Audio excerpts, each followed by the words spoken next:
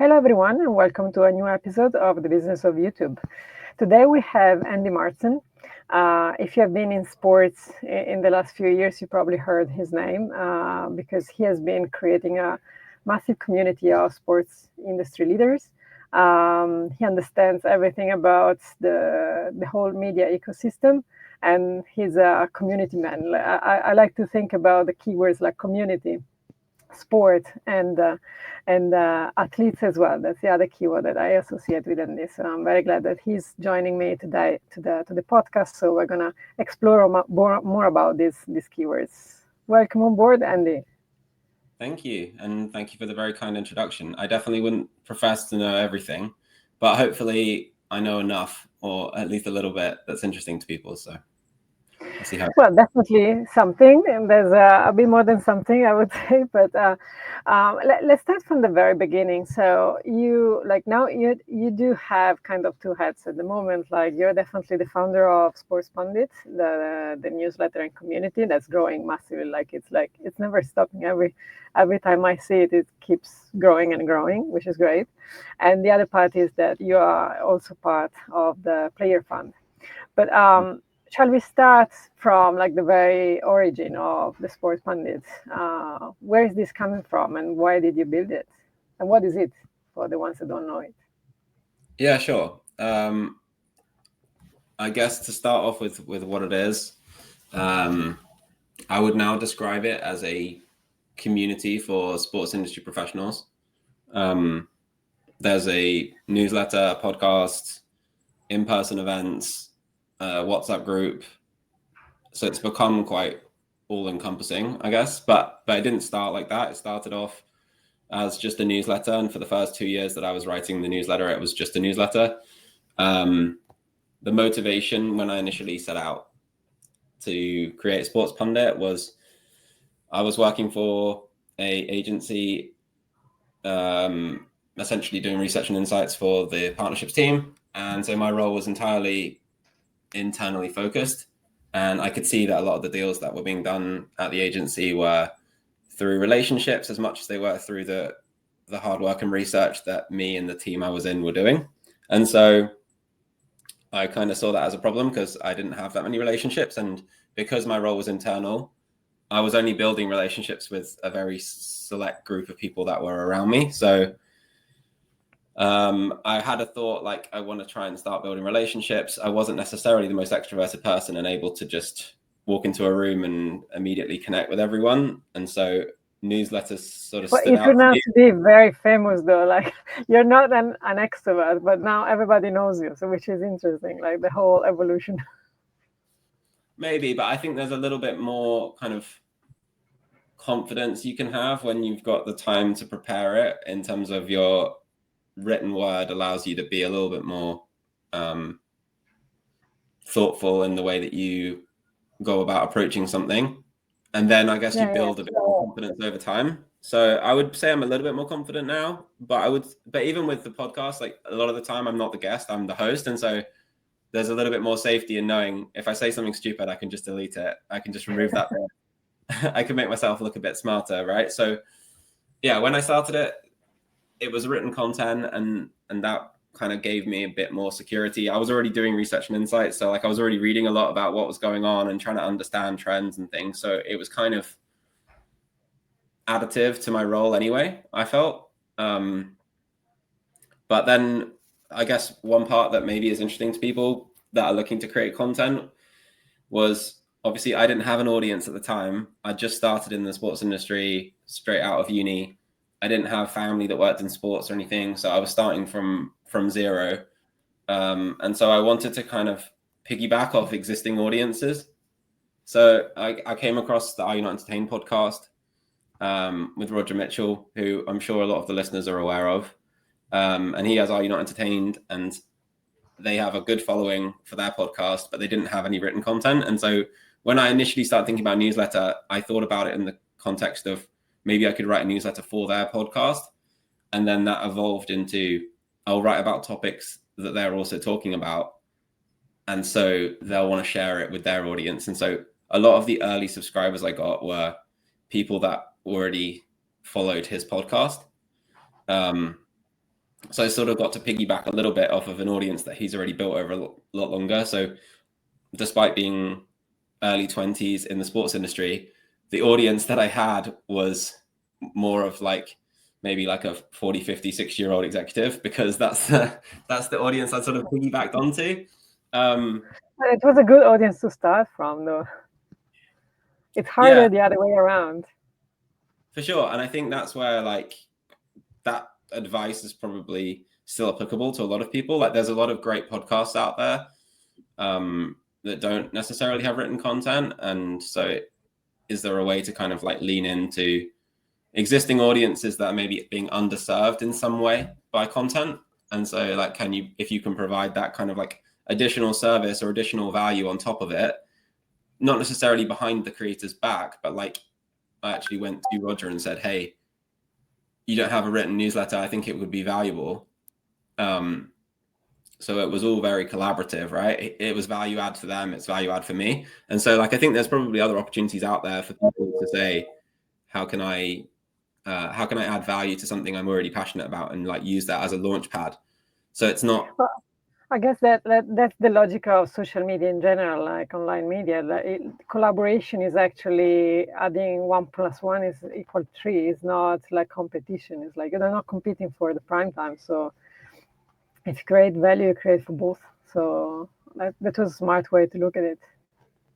Yeah. And then I guess in terms of like just progressing further through, like the relationship with Roger was quite an important one, because the next 2 jobs I got out of CSM were with companies that he had a close alignment to. And that was because he saw that I'd consistently put out content every week. And I did that for, 2 years, I think at that point when I became chief of staff at Entourage. So I think it was more about, hopefully there was some quality to the content, but I think it was more about like the consistency of saying like, I'm going to continually put out stuff, because I think that's really the barrier. Like anyone can create a newsletter, and even more so now Substack is a lot more prominent than it was when I started.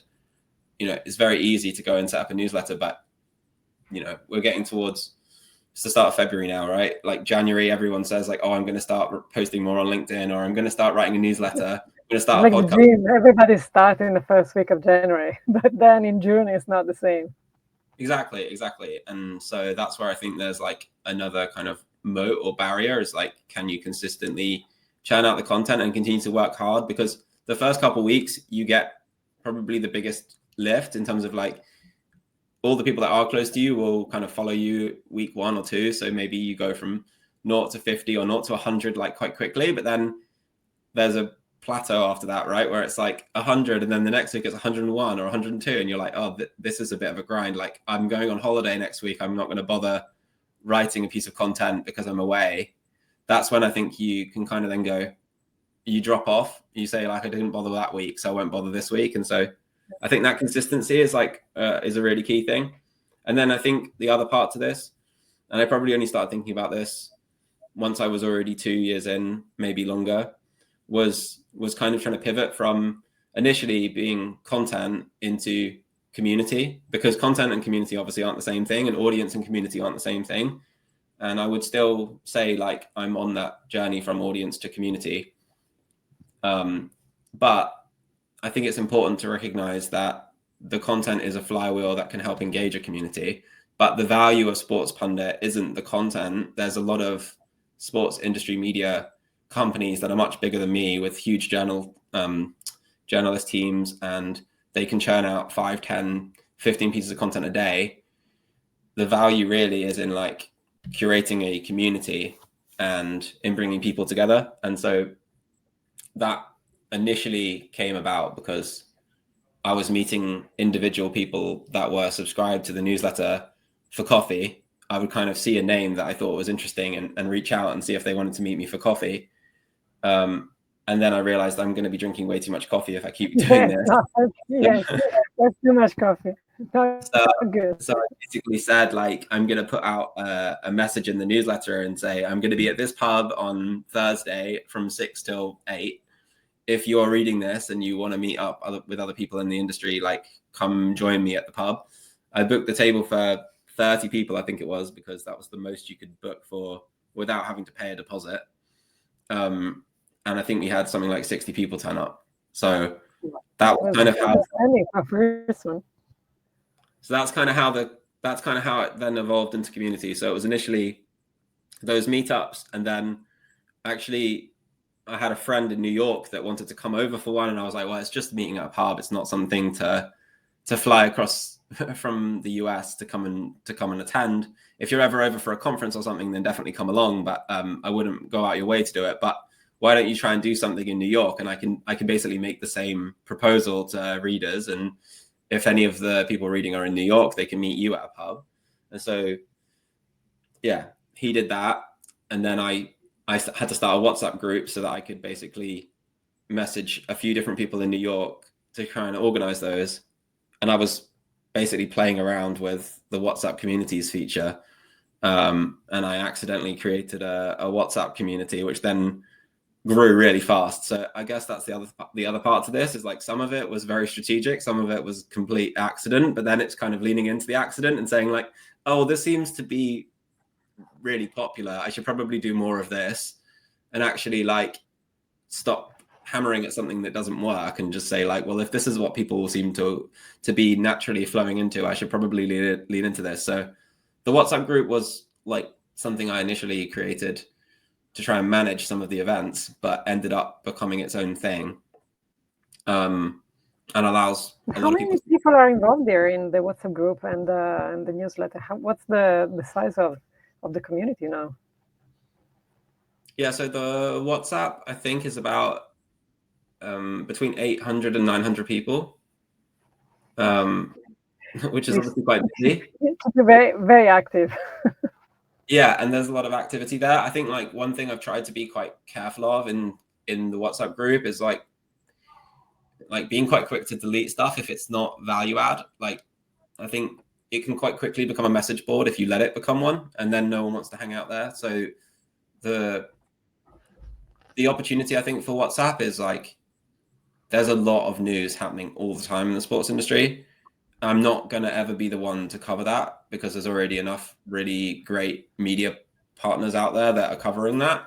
I think the value is like being able to candidly have a conversation about what that actually means for someone and their role.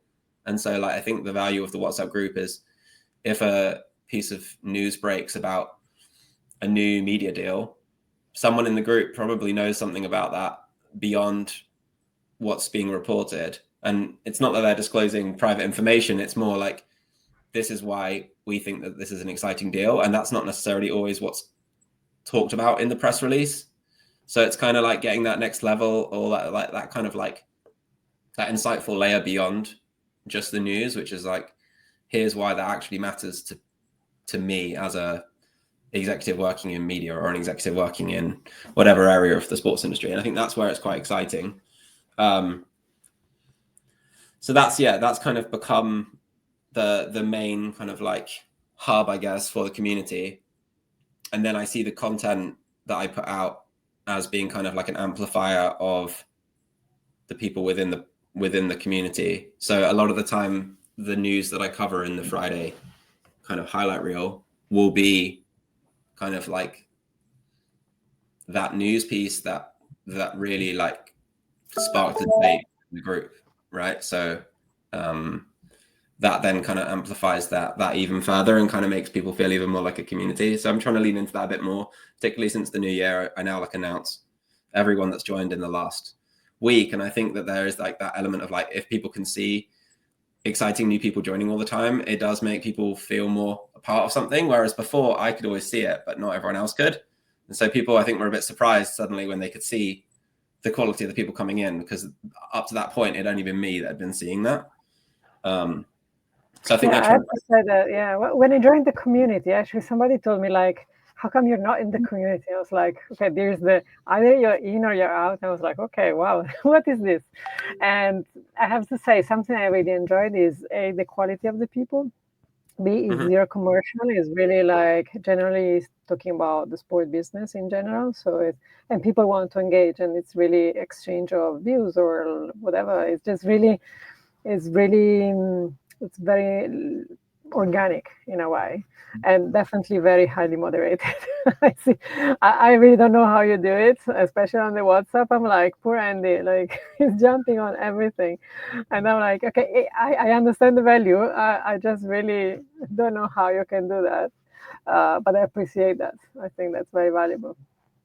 Yeah, I think that's the only way it remains a community, right? Because I think, and it's funny, like people would never exchange or interact like that in person. Like you wouldn't just walk into a bar and like announce a press release from your company or like announce that you've got a new funding round and someone needs to do it. Like you would start up a conversation and work out when it's interesting, and then when the time is right, you would like directly speak to the person that's relevant, right? And I find it kind of bizarre sometimes when people do just post directly into a group of 800 people, I don't know, a piece of news that directly influences them and isn't necessarily relevant to the 600 of the other people in the group. But yeah, I think it comes over time, and I think the idea is like, obviously sport, like everyone is working in sport, there has to be a commercial element, but I don't want it to become a commercial exchange platform, which is why I've kind of tried to separate out the asks, because I want them to exist. I think there's a lot of value, and I really enjoy hearing stories of like so and so met with so and so in the group and now they're working together on a project. Like that's great. But I kind of want to encourage that to happen organically and in a slightly separate forum than on the main channel. I totally see that, and you can see it from the type of quality of the conversation, even at the events. I've been to a couple of them, and it's really more about chatting out about the industry and just in creating relationships. And then sometimes things happen, and because there's a commercial opportunity, but that's not really the key focus of the conversation ever. It's really about sharing. It's more like being surrounded by quality individuals from the industry and exchanging views. That's that's the beauty of it, and everybody's really enjoying it. I was there last week, and unfortunately you weren't there, but it was super crowded. It was I was like, wow, this is a lot of people. Yeah, I think that's kind of the nice thing, is that like I was able to step out because I had a cold, and it still happens anyway. Like I think that's where I'd like to see it go even more, is like, if you think of the community as a Jenga block, like I think the power or the value of, or the kind of strength of the community is really in like, can you pull me out from the bottom of the Jenga block and it doesn't all fall down? Like if I have to be involved in everything, then it's not really a community. It's kind of me shepherding and kind of coercing everyone into meeting. I think the value is in like you being able to say like, I want to host a coffee meetup in West London because I'm over that direction, or I'm heading to New York for Sports Pro New York, and so I'm going to set up a meetup while I'm in town and meet with 10 other people, right? So I've only just sort of opened up that part to the platform, but where I would really like to see it go is like, you know, have 20, 30, 50 members over the course of a year, each like hosting some sort of event. And even if it's meeting, you know, 3 to 10 people, it doesn't always have to be a massive event with 100 people. Like there's a lot of value in meeting one new person that's relevant to what you're working on, right? So that's where I would like it to go. And I think that's not true just for Sports Pundit. I think you're seeing that kind of push to in-person interaction happening in a lot of fields. Like I had a guy called Drew Rouso, who coincidentally is the friend that set up the New York happy hour. He came on the podcast. He runs the podcast kind of strategy for Playmaker HQ, who work with a number of athletes. And, you know, he spoke specifically about the Roommate Show, which is a podcast with some basketball players from the New York Knicks, I think. I'm not so good on the American sports. And they did a block party in Central Park and had 5,000 people turn up, right? And that wasn't for a game. There was no watch along. It was literally some basketball players that people listen to regularly in a podcast, and they wanted to go and meet, and they wanted to be part of that experience. And so I think we'll see more of that. And I think you are kind of seeing that with like the huge uplift in run clubs and other kind of like in-person events that creators are doing, like whether it's the Sidemen selling out Wembley, or whether it's like smaller scale you've got these kind of YouTube football accounts where they're playing in like the London Cup, and they, sold tickets for like £5 to go watch them play at AFC Wimbledon. Like that, it's all the way through. Like, it's not just at that really top level. It runs all the way through, and it could be, 50 people meeting because they all happen to like a really niche creator and want to meet and exchange ideas and talk about that. Like, it's just an excuse to connect with people, I think. And I think people are desperate for that, because there's very few ways to like find that connection if you're working remotely, and you date via an app, and like everything's so digital. I think people want ways to connect, and like People like both. So they like the efficiency of digital, but they like the human interaction is important no matter what. It's just different than it was before, but we all want it in a way or another. So I think that's in a way what you're doing with the community is very similar to what you're saying. Like the creators, they're human beings, so they're in a video, but then they're there, and so that's the experience that matters as well. So it's both things. yeah. And there's going to evolve more and more in that direction, sport and many different other industries as well. Yeah, it's a hybrid, right? Like, I think the digital is what allows you to reach and like create the content and distribute it to a wider network of people. But then there is that element of like, how do you bring those people together? And I think that's where it's quite interesting when you think about creators more broadly. It's like there's some with huge followings that would struggle to get 10 people to show up if they did a physical event.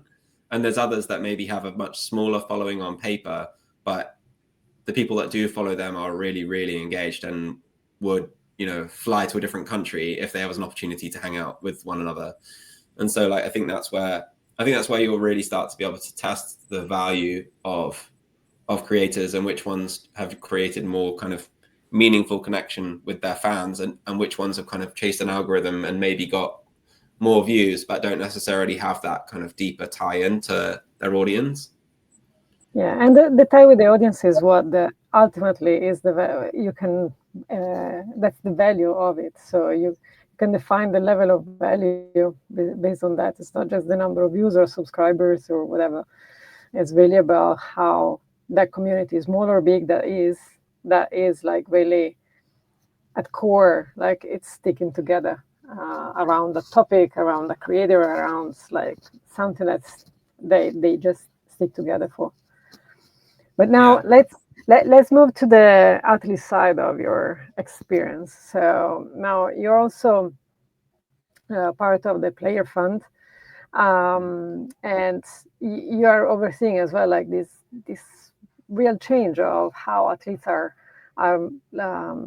changing their role. So they are definitely athletes, number one priority, but then they're also investing in technology. They're doing many different things in terms of a business perspective.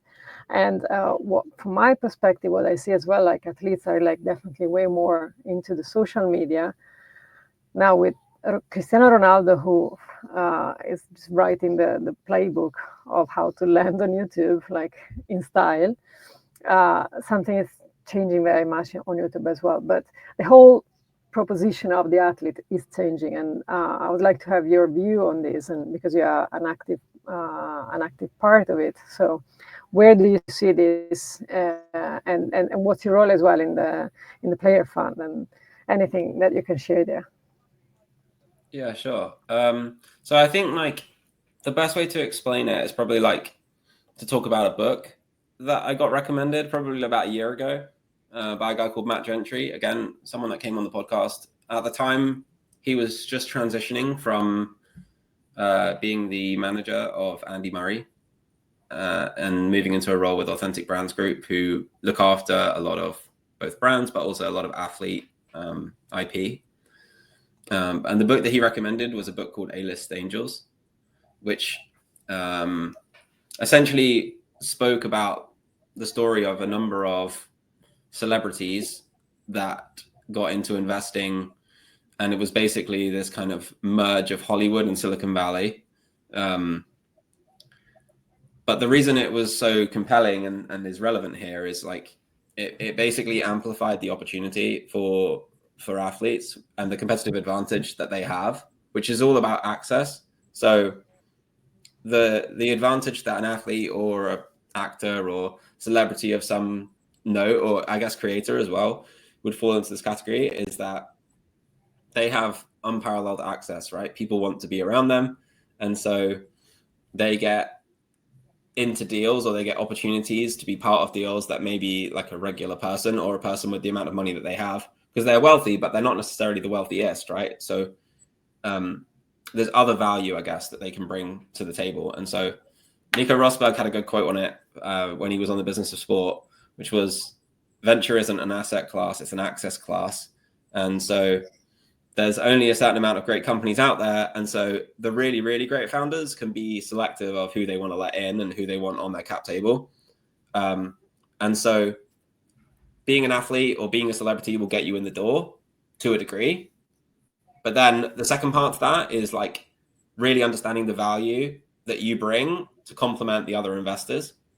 So you might not be the most famous athlete or celebrity, but you might really understand how to leverage your position in the market, or how to connect the founder with someone that's going to move the needle for where that business is trying to go. And I think like a really good example of that is like one of the best musicians in terms of their success in the venture space is Alex Powell from the Chainsmokers. And like the Chainsmokers are obviously huge, but they're not the biggest music act in the world, right? So it doesn't directly correlate with the best musician is also the best investor or the best person to have on your cap table. And I think the same is true for athletes. It won't necessarily be, you know, the Ronaldo. I mean, it might be Ronaldo, but it doesn't necessarily have to be the number one football player is also the number one investor. There's examples of football players that think more strategically about how they can leverage their position in the market, and so they'll actually potentially be the ones that end up investing really well.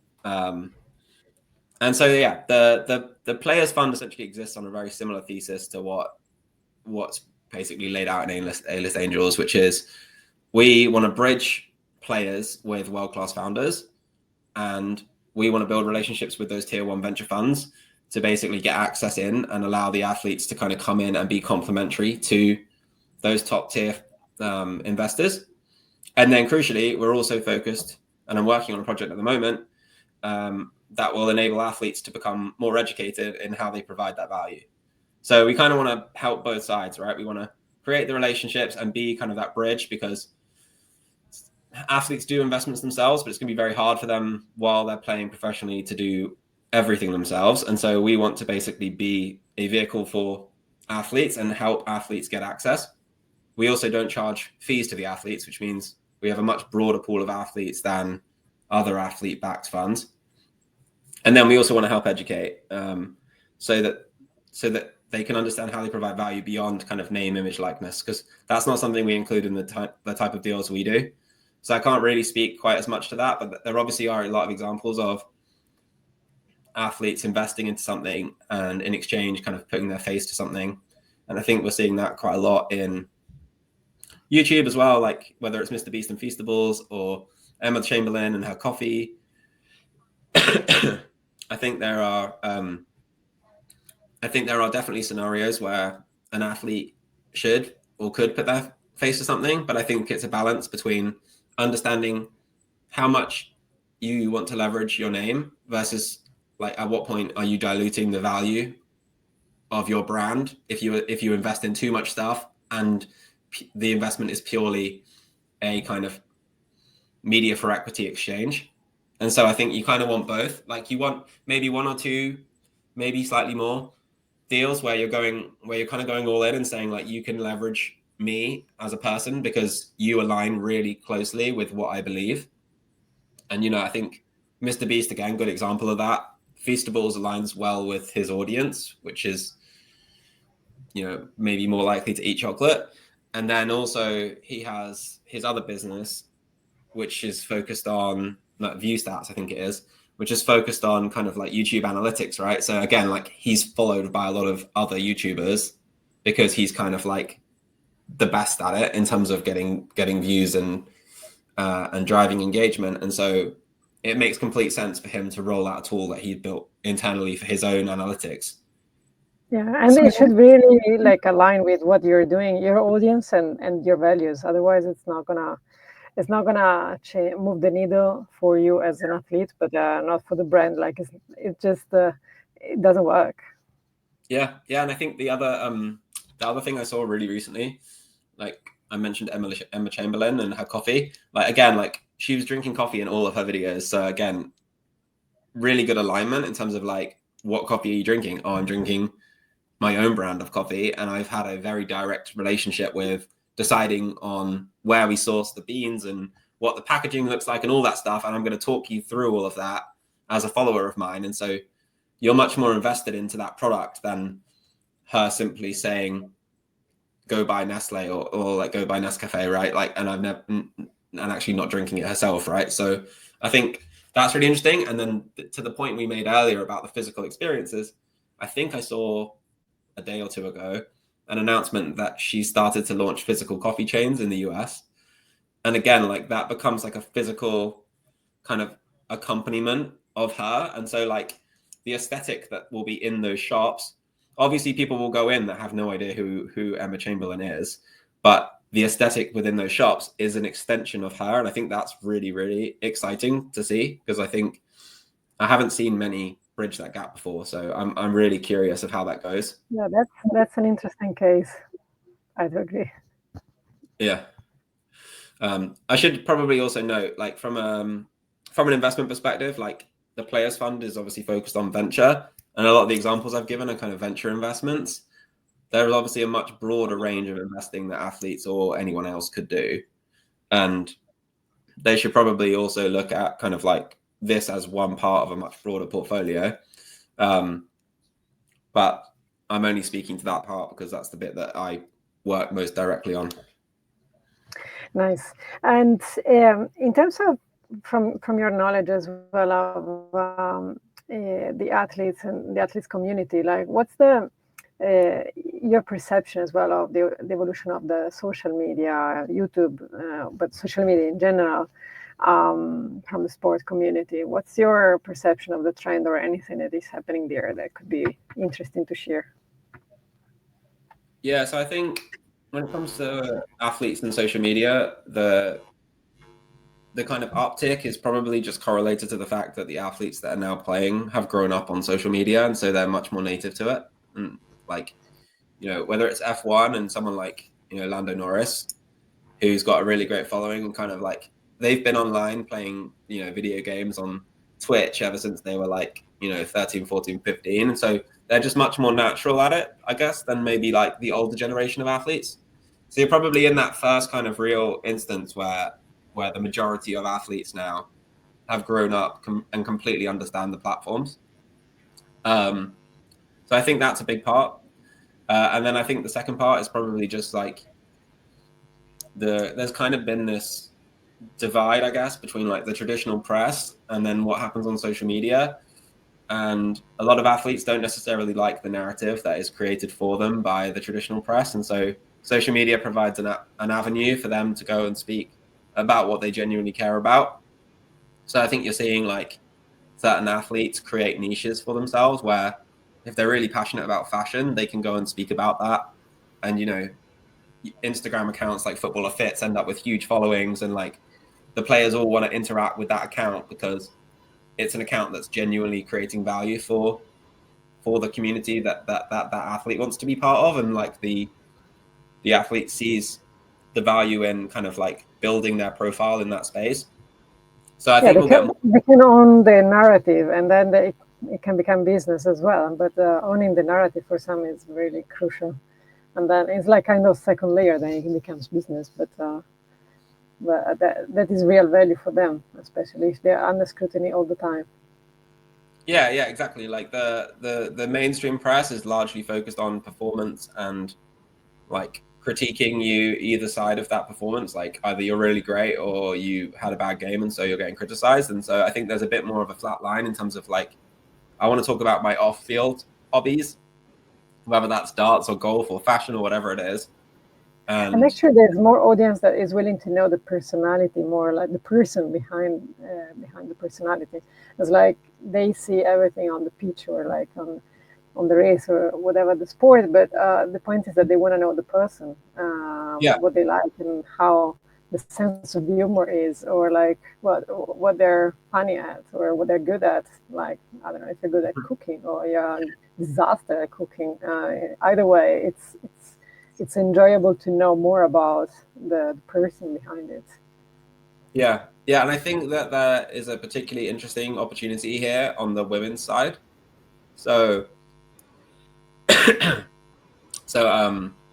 females make up a higher percentage of creators, and I think there was a report done by Sidley called the Fame Gap, which basically said that in women's sport, athlete fame is a significant driver for attracting fans. So, fans of women's sports were like 50% more likely to start following a competition due to social media buzz around an individual athlete. And I think you see that with whether it's Alona Mayer or Caitlin Clark. I think there are loads of examples on the women's side, but also female fandom of men's sport as well. So like Formula One, for example, has seen probably the biggest growth in female fandom over the last couple of years.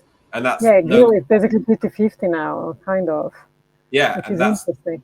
That's definitely not a coincidence. That's because Formula One has been better at telling the individual stories of the athletes behind the teams and has been less focused on telling you about the performance of the car. And like, you can go find that if you want to find that, but it's not the only coverage that it gets. And I think football, particularly men's football, still has this slight problem that like, if a female fan wants to be a fan of a team, there's this pushback like, oh, but like, why do you support Man United? Like, do you know who scored the goal in the FA Cup final in 1995? Like, there's this like need for like qualification of your fandom, which I think kind of puts a lot of people off. And it's not just women. Greg James, the Radio 1 DJ, wrote a really good column in The Guardian, I think it might have been, where he spoke about this kind of like need to qualify your fandom and like and kind of how off-putting it is. But I think it's particularly true on the women's side. So I'm really interested in how in the role of social media and YouTube around women's sport, because it has the opportunity to create those personal narratives and athletes that traditionally haven't been given coverage because they haven't had the big broadcast deals.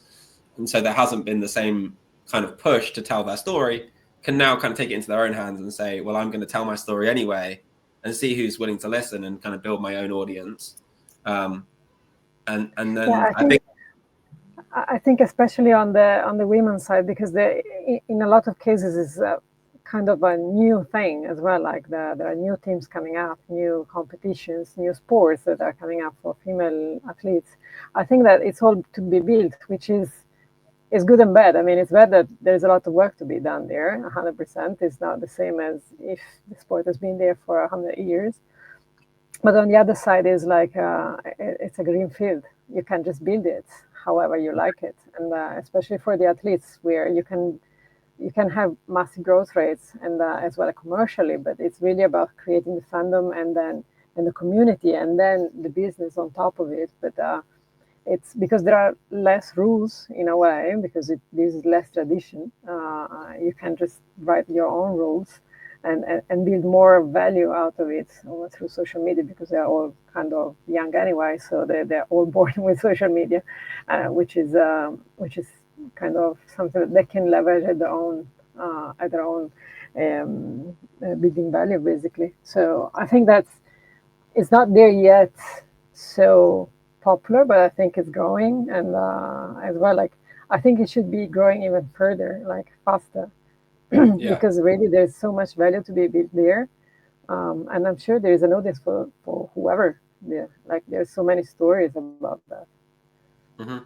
Yeah, I think the real opportunity there is for leagues and teams to recognize their role as a platform in which to help the individuals that sit within their teams to grow and tell their story. So I've had conversations with Alina Mirandola at FC Como Women, and like she talked about like this program they've got called Beyond, which is about educating the athletes at the club, and one element of that is educating them around social media and narrative and content marketing and all that stuff, so that they can hopefully grow their brands even more.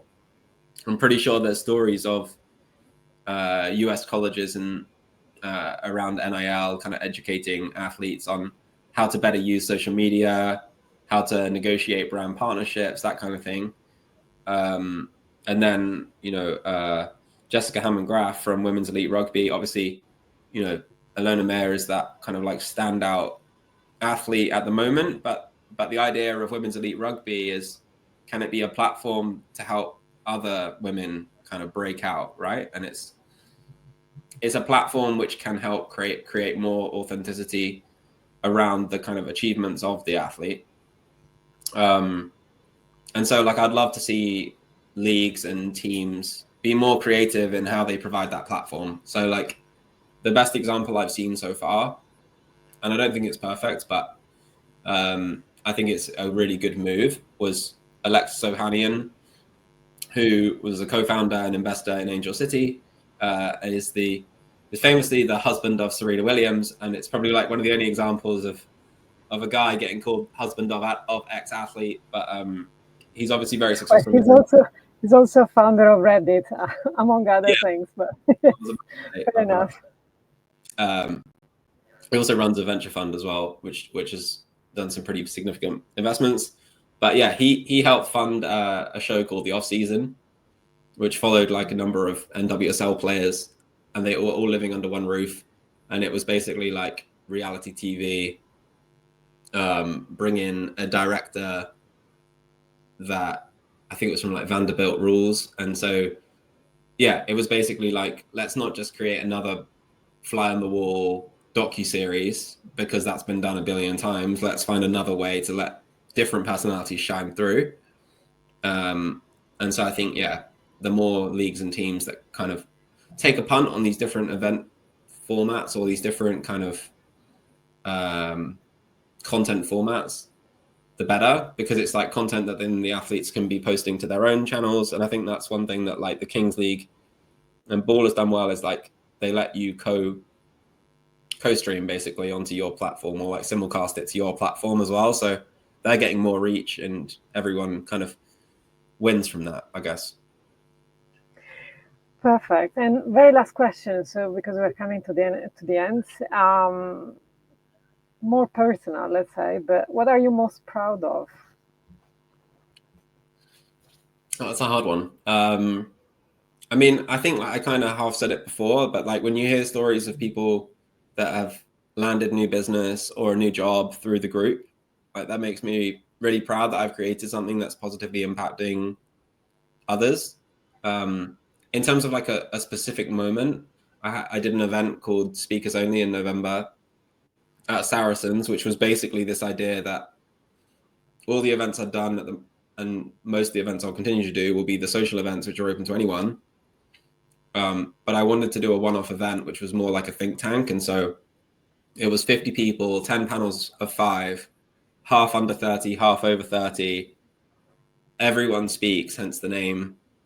And the fact that I was able to pull together those 50 people and that they were willing to give up 2 days of their time to come and be part of that was really humbling. So, and kind of shows promise that maybe it's a good idea. So I might end up doing it again this year as well, which would be great. So I'm definitely very proud of that. And then I think there's 2 projects, including the education part that I kind of half referenced before with the Players Fund.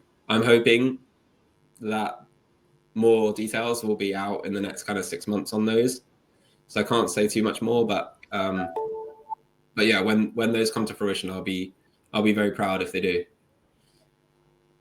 Cool. All right. Thank you for sharing all of your story with us, and good luck with the next phase. I can see growth in many directions, and I'll be cheering for you, and I'll be part of the community anyway. So I'll be there in a way or another. And thank you very much, Andy. Yeah, it's really great having you in the community, and thanks so much for today's conversation. Thank you. Cheers.